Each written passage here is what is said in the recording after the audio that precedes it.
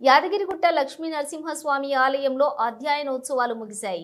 ఈ నెల 3వ తేదీన ప్రారంభమైన ఈ అధ్యయనోత్సవాలు ఇవాల్టితో ముగిశాయి. వేద మంత్రాలు, మంగళ వాయిద్యాలు, పారాయణాల నడుమ పోరప్పట్టు సేవ, శ్రీరామానుజాచార్య తిరుమంజనము, నూత్తందాది సత్తుమరే పూజలతోటి అధ్యయనోత్సవాలకు పరిసమాప్తి పలికారు. అర్చకులు, అధ్యయనోత్సవాల్లోని ఆలయ అధికారులు, భక్తులు పాల్గొన్నారు.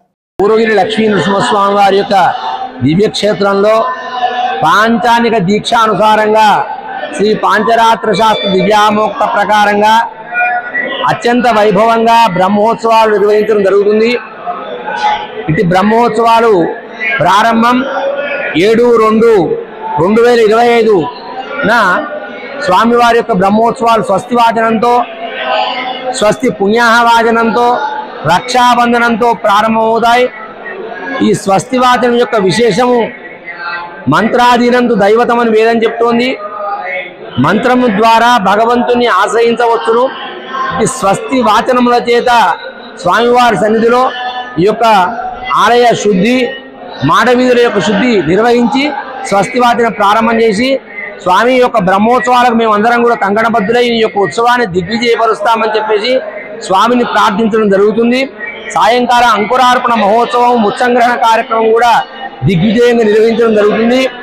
ఇట్టి బ్రహ్మోత్సవ కార్యక్రమాలను అధికారులు భాస్కర్ రావు గారు వైభవవేతంగా నిర్వహించడం కొరకు విద్యుత్ దీపాలంకరణ సేవలు, అలాగే ఎంతో మంది పారాయణికులను కూడా ఆహ్వానించి ఇటు బ్రహ్మోత్సవాలను నిర్వహించడం కొరకు వారు ఏర్పాట్లు గావిస్తున్నారు.